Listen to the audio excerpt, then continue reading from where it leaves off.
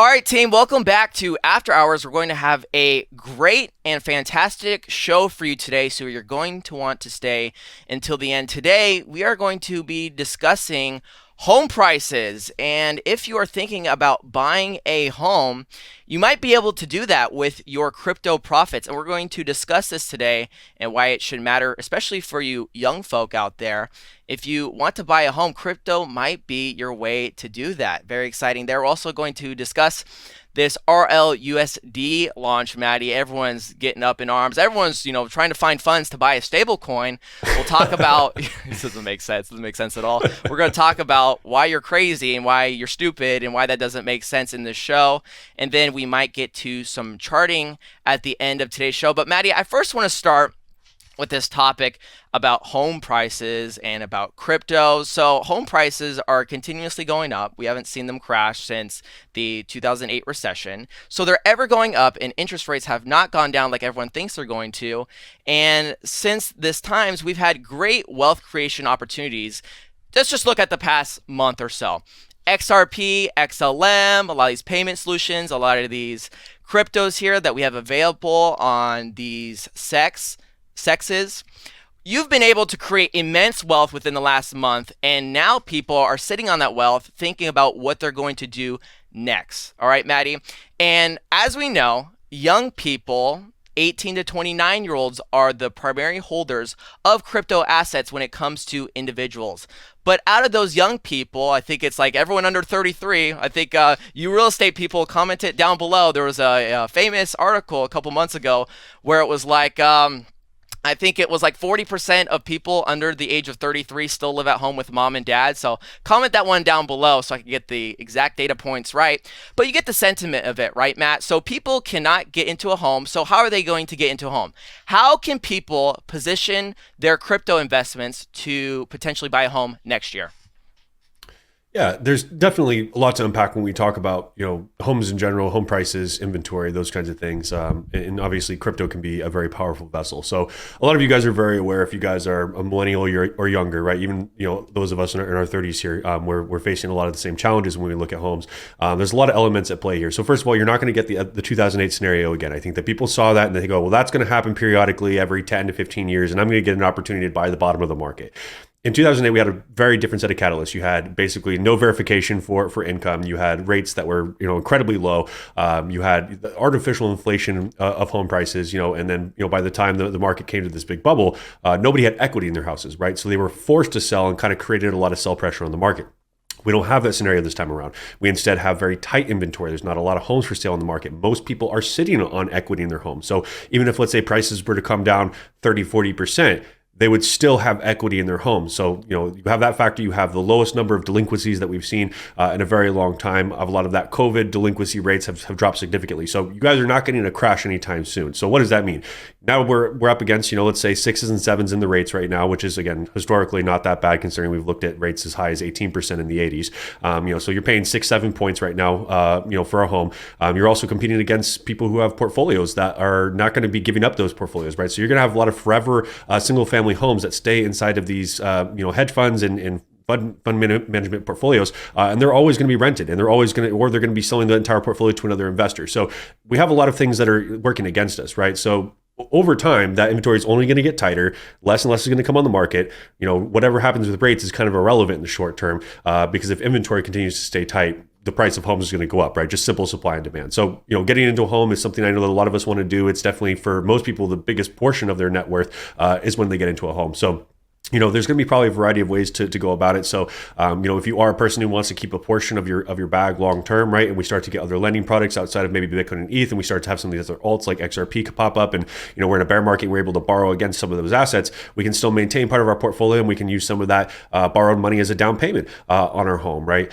We can, of course, use some of our profits directly to purchase a home. There's a lot of vessels that we can utilize there. Eventually, we'll see tokenization of title and a variety of other things that will make it easier for us to potentially trade other things that are minted as NFTs for homes and whatnot. But, I think that it's very important that we look at the money-making opportunities that are in front of us now with the volatility that we have in the crypto market. And this is, I guess, one of the things I'm going to hammer on is that as the market gets more mature, you will see less volatility in the marketplace. Now, it doesn't mean that you won't see decent sized corrections, but maybe the altcoin market doesn't see minus 90% in a bear market. Maybe it sees minus 65 or 70%, right? And that's still a good capitalization opportunity, but each and every cycle will have a slightly lesser return, especially on some of the larger capitalization coins. So you guys should really be positioning yourself over this next 1 or 2 runs, looking at other wealth building opportunities, whether it be other cash flowing businesses, investment properties, because that inventory will become tighter over time. So I hope that some of you guys use this opportunity to maybe secure your first home or maybe even some investment properties.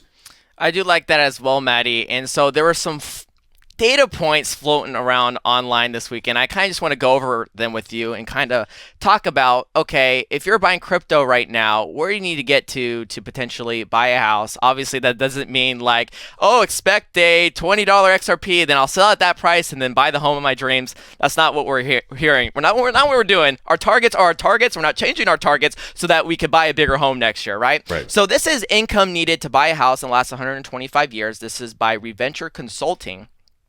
And what they're looking at here is the gross annual income needed to afford mortgage payments at a 30% cost ratio. So this isn't like a lender would be looking at DTI back end and taking account for all your liabilities. This is just taking into account the single expense of your mortgage payment. They're saying $109,000 is what you need to make a year for an annual income needed to buy a home in 2024, right? So I think that's a little egregious. Obviously, it depends on where you live. I like this one, so I went directly to the horse's mouth. I went directly to Case-Shiller on this one. And this was home prices or home price versus income. And, you're seeing average personal income go up every year. So the average being $73,000 a year. And home prices going up in tremendous fashion at $575,000 a year. So it's at 575K this year, according to the Case-Shiller Home Price Index. So things are getting more expensive. Wages are not really keeping up with that. So you need to make more in order to buy that home, that $575,000 home. But how are you going to do that? Maddie, we kind of talk about like hypotheticals here. We obviously have our crypto education platform. What are some tips people can do right now to set themselves up for, we're in the middle of a bull run now, okay? A lot of our cryptos have gone up tremendously, right? What are some things people can do right now so that they can still reap the benefits of this bull run and buy a home potentially even next year? Yeah, so if you guys are kind of maybe getting involved a little bit later on, maybe you didn't build a portfolio during the bear market. Step one, you got to be more tactical, right? We have to add on higher lows. We have to be more particular about what assets we do get involved with. We have to, make sure that diversification breeds us both good short-term and long-term setups, and that we're gearing ourselves up for some bigger goals, right? So, of course, for a lot of us, taking a good chunk of our profits and keeping those in stables or maybe opening some shorts throughout the bear market to keep that money flowing is going to be a big part of our plan. But find the other cash flowing assets or even assets that we can eventually borrow against being a home, right? That can be very, very valuable. Like you were mentioning, Gavin, right? Like it's at this point, the majority of people can't afford a home. You said it's like 109,000 is what the average person needs to make to buy a home right now. And it's like 65,000, I think is what most people are making on an average. But then you actually look at the majority of America and they're making well under $50,000. So for most people, you need to have some sort of, vehicle to help your money grow and also to outpace inflation, right? Because we know that inflation previously, let's just call it hypothetically 3 to 4%, right? But we know that there's been a lot of hyperinflation over the last several years with all the money printing and what we've done with rates. So, effectively, you probably are losing closer to like 10 to 15% of your money each and every year. So it's not even so much just about, hey, I need to save all this money to buy a home. You guys are racing against an inflation clock that is just eating away at your money. Put taxation on top of that. We really don't have a lot left to work with, right? So definitely, I would encourage you guys to look at maybe some of the smaller cap opportunities. If you guys are looking to maximize returns, look at things that have massive gaps on them that are high probability setups, and then keep focused during this bull run because once this bull market is over, a lot of you guys are going to completely walk away. There's definitely more opportunities, but there is a moment to strike when the iron is hot. So get locked into your charts. Find the opportunities, capitalize them, and stick to the plan. Right? Don't make emotionally charged decisions. We have to be laser focused for these next 12 to 18 months. Maddie, I do want to add another maybe perspective to this conversation because we haven't talked about this in a while, and I don't know if things have changed with you because I know what your kind of game plan was going like in the bear market going into this bull run. I want to like kind of talk shop with you really quick about those things. So we're going to have a couple bull runs here to really have amazing wealth creation before we see those diminishing returns really hit. Obviously, these over these next couple bull runs, we're going to reallocate. We're going to get into some newer projects. Make some substantial returns. Maybe at the same, we might do great this bull run, Maddie, but we might do even better next bull run, depending on Sure. how we chop up our portfolio. And so we have a couple bull runs here, Maddie, to really set us ahead. But there is like a waiting period, right? So after this bull run, we roll back into stable coins out, taking 75%, rolling it back into stable coins. And then from there, it kind of becomes like, for me, Matt, because on one hand, I want to be like, I want to be like some of the greats and diversify my portfolio. My father's always like, Gavin, you need to diversify. And then this last month in XRP, I'm like, hey, man. Hey, who needs to diversify now, bro? That's no knock to my Right. pops, but that's just something we talk about, right? And so it's like, if you want to be uber wealthy, you got to make it in a vertical. And that's what I'm Right. going to do in XRP and all these other crypto assets. But post bull run, you got to think about multi bull runs and what that means Right. for you, right? Because right now, it's very easy for me to say, it's like, okay, take, hundreds of thousands of dollars and roll that into real estate for what? 3.97% returns or appreciation every single year. And yeah, you get to collect rent, but yeah, you got to manage all these properties. Or, get some yield off those stable coins and then roll it back into the crypto market in the bear market to reap rewards in the next bull run. Maddie, what is your strategy post this bull run? Because yeah, I want to talk about RLUSD here in a second, but I feel like this matters more than that right now. So I just want to hear some of your thoughts. We haven't talked about it in a while.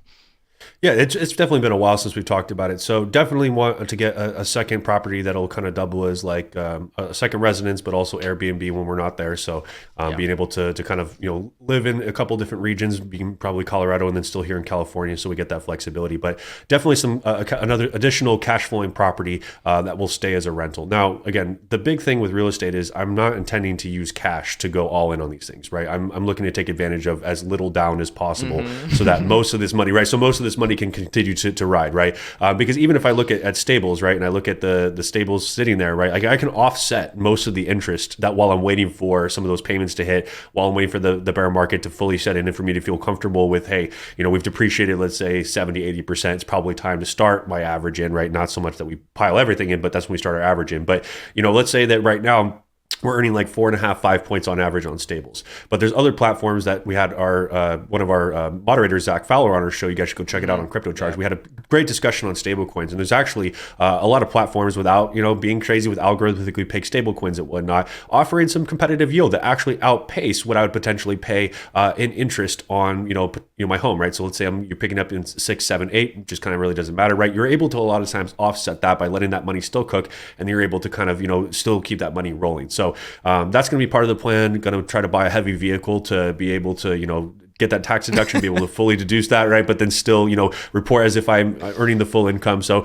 there's a couple things that I'm interested in. Obviously, a couple toys and, maybe a little bit of traveling. But for the most part, right, yeah, most of this is going back into the market. Like you mentioned, like building in one vertical is how most people make it. I think that a lot of people skip that step and they like look at all the greats and they look at all the people that have been investing for 40 or 50 years. And they're like, well, so yeah, it's because they've got 18 different assets. Well, they didn't start that way, right? Like they didn't start chipping away at 18 different assets.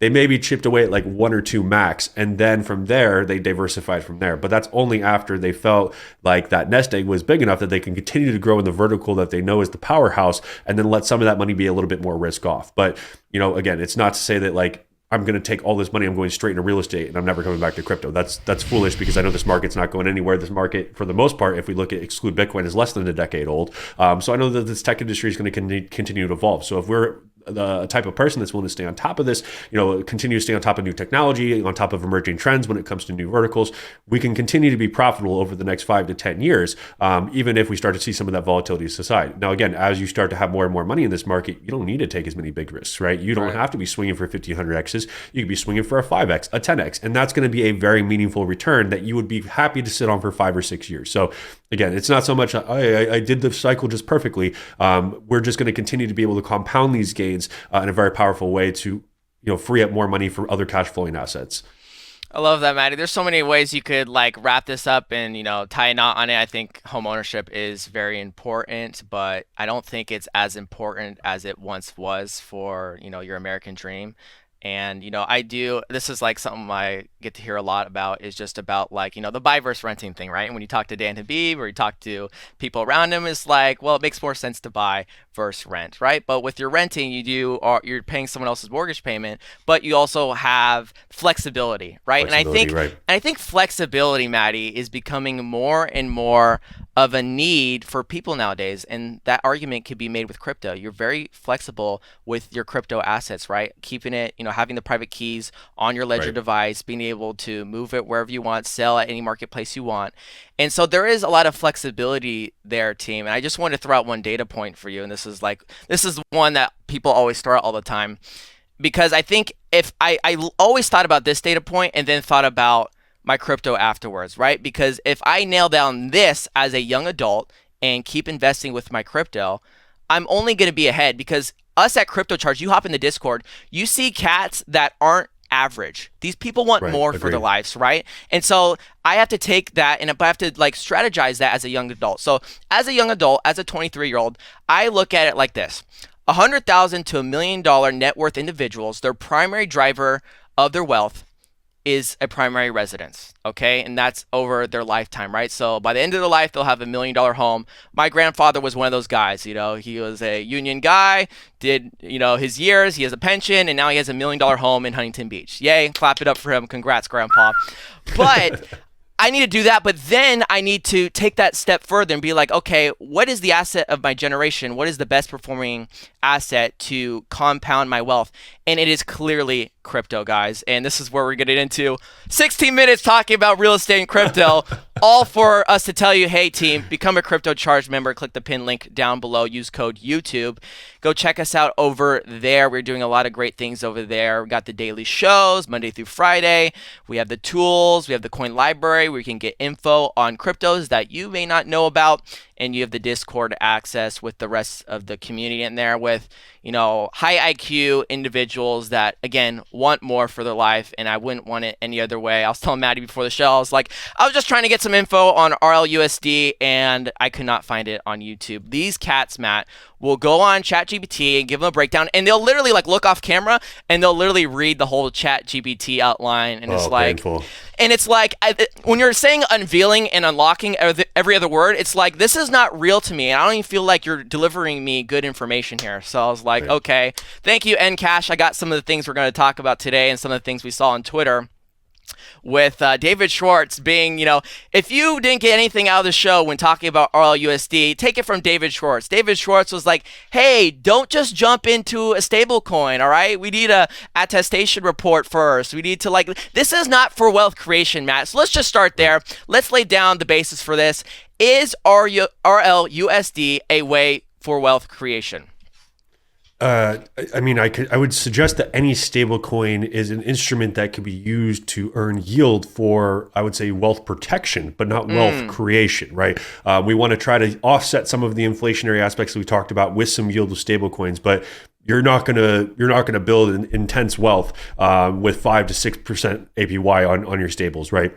So, I just don't have any reason to FOMO away. And I saw that David Schwartz posted something as ridiculous as, people are sourcing out, trying to get, RLUSD before it's live and willing to pay upwards of $1,200 for a portion of one RLUSD. And it's like, for what, guys? Like, I think that, again, this maybe goes back to some of the people in the XRP community that just have this gross misunderstanding or gross misprojection of what they think is going to happen with the value of XRP tokens or the need for hoarding of XRP tokens by institutions, and they're going to pay you the APY, or RLUSD is going to be so coveted because XRP ledger is such a fantastic chain that people are going to pay more than $1 for it. Why, guys? Right? I mean, you've got USDC, and you can send it over at least from on Uphold and MEXC and BitUnix and a variety of others. You can send over Base and Optimism and Stellar, and you can send them USDC for practically nothing. Right? It's free half the time. So I just don't think that there's going to be this intense need for RLUSD like people expect it to be. Now, we had a great discussion, like I mentioned, with one of our moderators, Zach. You guys should check out Stable Minded over on YouTube as well as on Spotify.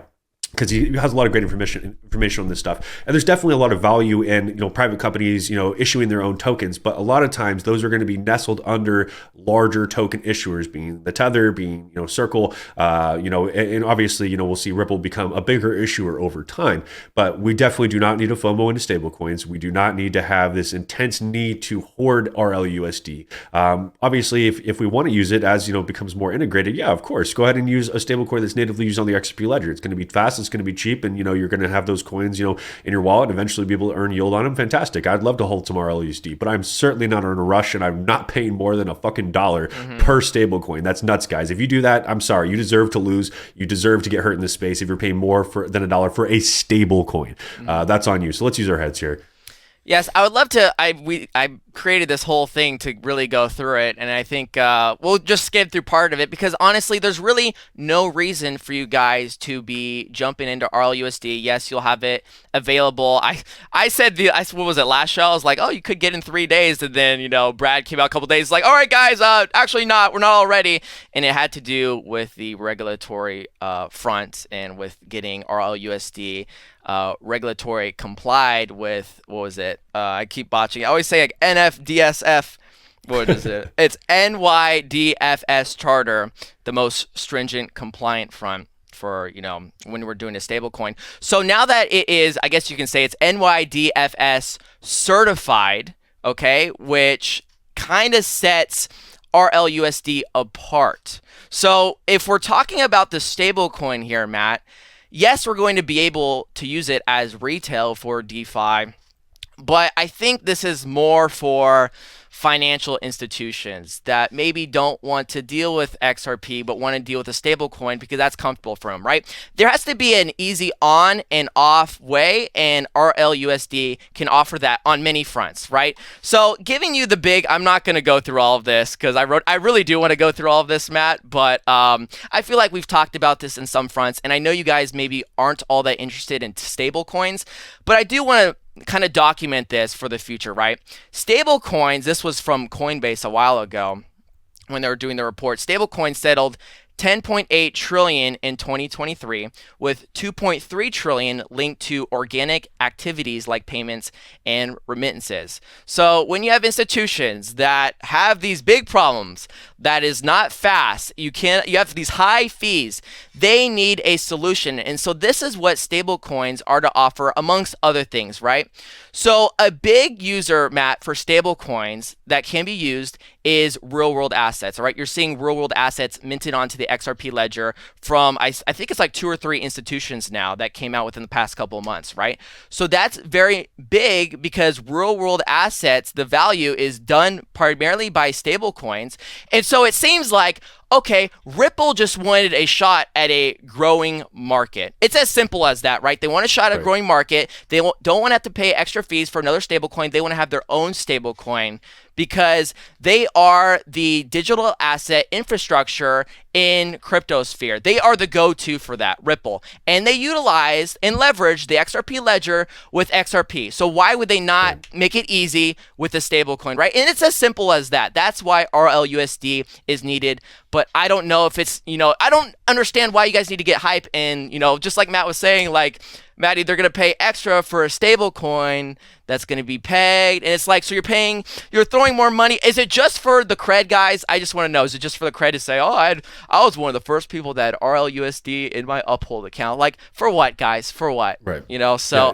Matty, is there anything else to really talk about this? I mean, I had like a bunch of notes here that you see just talking about like, use cases for RLUSD, but I don't think that's really impactful for people here because it is more impactful for institutions, the institution front, which, I don't think we're talking to institutions here, Matt. I think we're talking to your average investor here.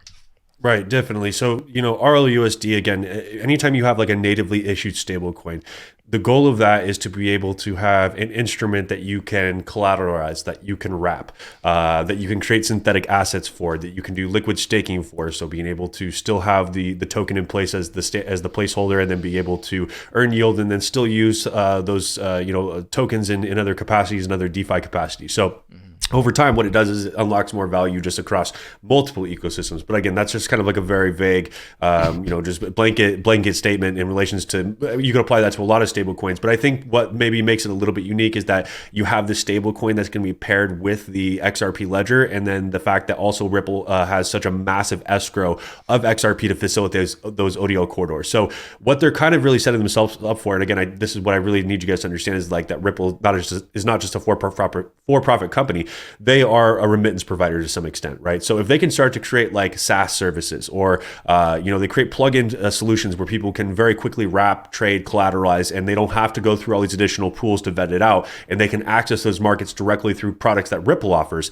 Now we have a lot of competition compared to maybe some of the other stablecoins out there. But again, that's speculation. That's what could happen. But I think that's some of the bigger value that we could see with RL USD, not just that as a stablecoin, but some of the in-house products that Ripple can offer to make it easier for institutions or internal treasury management for particular companies, maybe even custom solutions for companies that are large enough that can afford it. There's a lot of small services that a lot of you guys are not aware of that go on in the larger financial scheme that are just completely relevant to your everyday life. So great from an institutional standpoint. Will it change your day-to-day life? Probably not for a while. Yeah.